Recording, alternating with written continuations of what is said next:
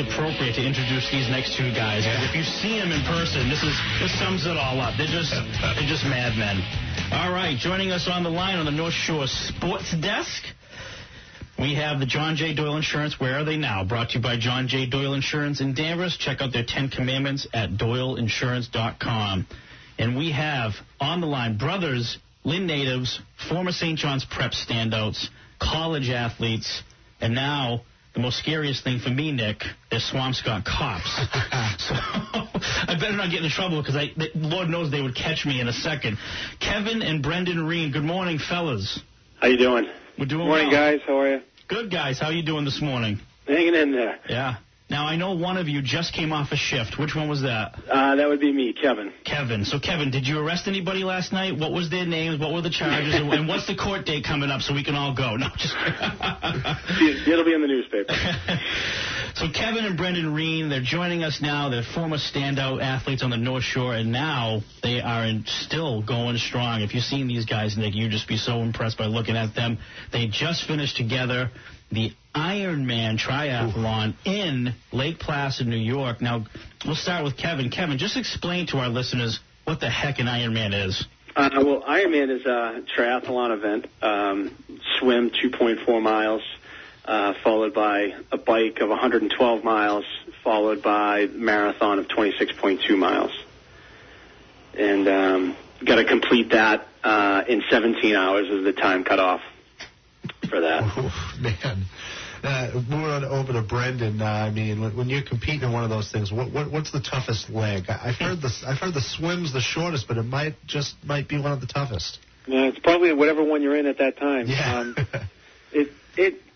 Most people don't walk into this, with all three disciplines. So I think that a lot of people get into it as runners and then realize they want to do something different and cross-training, and then the swimming is probably technically the most skill-driven sport, so it's kind of hard to get that down and get the endurance part of it. But it can get a little bumpy with a lot of the swimmers out there at the beginning, and there's a lot of people swimming into each other, over each other, and there's a little bit of chaos. But I think it's just more of the mental part and trying to stay within yourself and definitely just try to make sure you're staying at the endurance level that you're supposed to be at so you don't overdo it and then have a really difficult day. Yeah. Again, we're here with Kevin and Brendan Reen, brothers, Swampscott policemen, and triathletes. Now, Kevin, we talked earlier. Yep. The marathon part of this. Now, the interesting thing one of you guys told me, I think maybe both of you, was that the marathon is actually, it might be a little, I don't want to say easy when you're talking about an Ironman, but is it less challenging when you're running a marathon in an Ironman versus just a plain marathon like the Boston Marathon?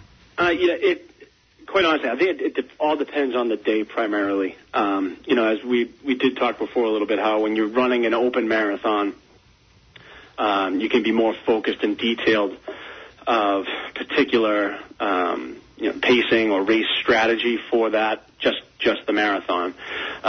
In Ironman, you could have a tough day on the bike, and then when you go to do the run, you're more focused on, okay, I got to complete this thing. I got a timeline that I got to finish before the cutoff. So you kind of put a little bit less pressure on yourself, which then can help you psychologically get through the day.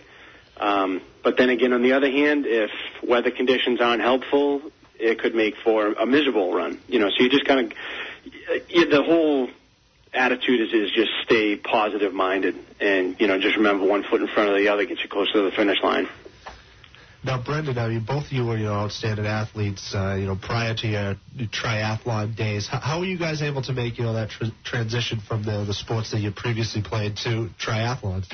Well, it's two totally different animals, I think, because I came from a baseball background and not much of the baseball skills that I had, if any, were able to transfer over to endurance running. I really started running after college just to try to stay in shape, and then Kevin, at that time, was in the police academy, and he was going to try his first triathlon in Nahant that we would do the weekly Thursday night triathlons, and I tried that and really struggled with it, but really liked it at the same time, too, and then realized maybe I'd get into a little bit of biking to offset some injuries I could develop with running, and then the swimming part was I didn't grow up a swimmer at all, where Kevin did swim as a kid competitively, so I I think that I kind of backed into it that way, but I really, really enjoy it now. It's a great outlet for us, and we have great families that support us and definitely help us so out to get out there and get our training in.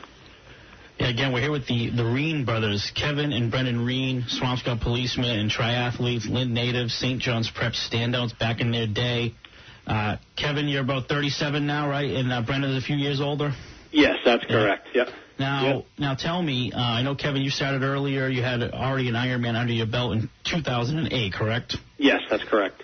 Now, this doesn't happen without help from people, without motivation, without even signing up to a program. I believe, Kevin, you do some work even yourself, but you guys have had so many helpers and mentors along the way.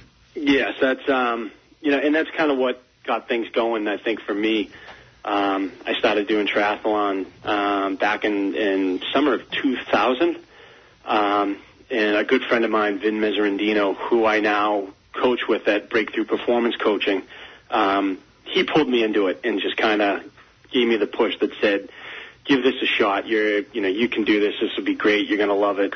And I literally the next day, I went out and bought a brand new bike, back in 2000. So it's you get a lot of people who you look up to.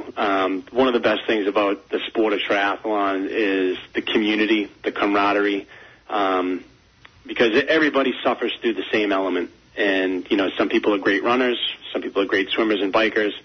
And when everybody crosses the finish line, there's such a euphoric feeling finishing, and everybody gets to experience that and share in that. And the mentoring is incredible. There are a lot of great athletes from the Nahant Triathlon that really shared a lot of information and helped teach me to keep at it and keep going and always improve. Every year you try to improve and make yourself a better athlete, and I like to do the same, and I know Brendan does. It just pass anything that we learn on to anybody else who's willing to listen. Yeah, Brendan, talk us through kind of the training aspect. I know you guys, not just the physical, but you guys got to probably get on a strict diet to prepare for these things. Great point. Yeah, well, I learned this year that nutrition is a huge aspect to this. It's like a fourth discipline of training, and I had two great outlets for me. I had my brother coaching me through Breakthrough Performance, but also there's our local bike shop that we use out of Peabody, Fitworks.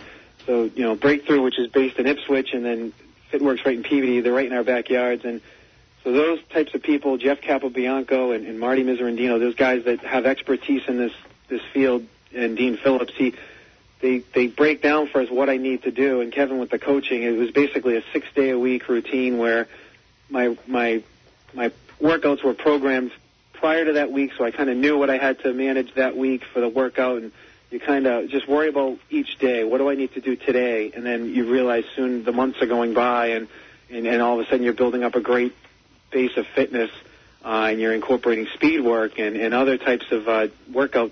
It just, all of a sudden you feel like I can do this, or you get the confidence in some of these mentally tough workouts, and you finish a really hard workout, and you say, I just can't believe I just did that. That's just so empowering. And it's March, and you're feeling like you've just broke through something, and you're at a new level of fitness or confidence.